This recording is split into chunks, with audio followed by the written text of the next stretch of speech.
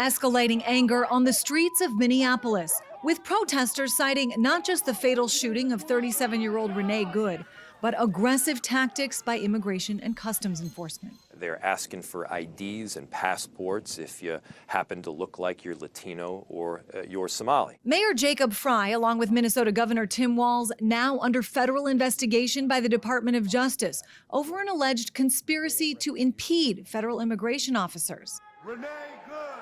The DOJ also investigating this incident at a house of worship in St. Paul.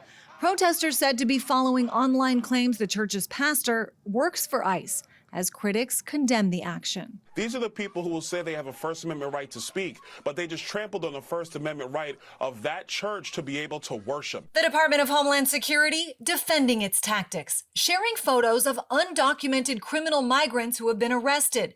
This man from Vietnam, they say, was previously convicted of murder, and one from South Africa previously charged with domestic violence, assault, and possession of methamphetamine.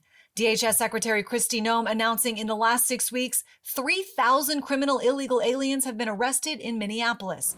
Meanwhile, President Trump has put 1,500 active duty military troops on notice for a possible deployment to Minnesota, threatening to use the Insurrection Act. He thinks the military is his tool, his toy that he could just use at any time. And he wants nothing more to be able to use them and deploy them to these blue cities to intimidate. Minnesota is also front and center in Washington on Capitol Hill, with a hearing scheduled for Wednesday digging into fraud allegations. And Congressman Tom Emmer just introduced a bill that would strip citizenship from naturalized Americans convicted of fraud, terrorism ties, or aggravated felonies. President Trump singling out Governor Tim Walz and Minnesota Congresswoman Ilhan Omar in a post online, writing they don't mind the protest because it, quote, keeps the focus of attention off the $18 billion plus fraud that has taken place in the state.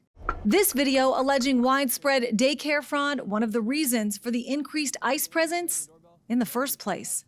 I'm Christine Frizzell reporting.